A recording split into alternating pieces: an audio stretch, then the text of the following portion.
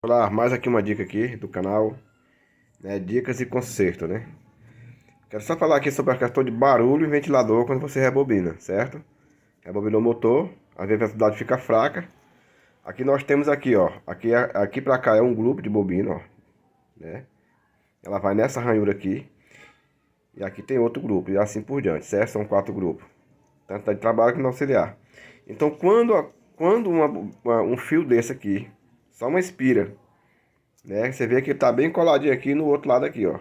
A vez que você vai colocar aqui, ela sai aqui e entra aqui, ó, na outra ranhura aqui. Quando o motor começa a funcionar, né, às vezes ele saca fora e fica triscando no rotor, certo? E isso faz com que faça um barulho no motor. Tanto faz se ela sacar fora como não. Já botou aqui dentro, já dá erro na bobina.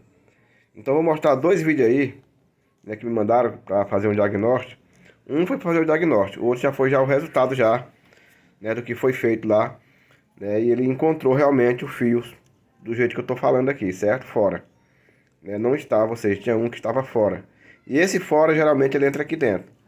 Raimundo, mas ele estava aí dentro, às vezes ele entra aqui, mas quando o motor funciona, pela vibração, né, ele saca fora às vezes, certo? Nem sempre ele saca, mas às vezes ele saca fora, tá bom? Então vou mostrar aí dois vídeos aí pra vocês e vocês vão ver o barulho, certo? O barulho que faz.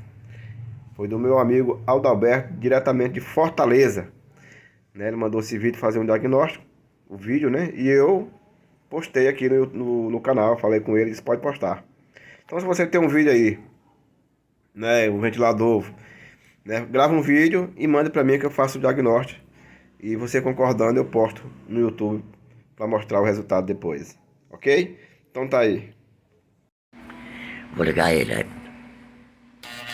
Olha, tá ouvindo um barulho. E ele começa devagar. E continua devagar, vai parando. Por isso que eu achei estranho. Não acho que seja bobina. Né? O que tu acha? Bom, Raimundo, olha aí.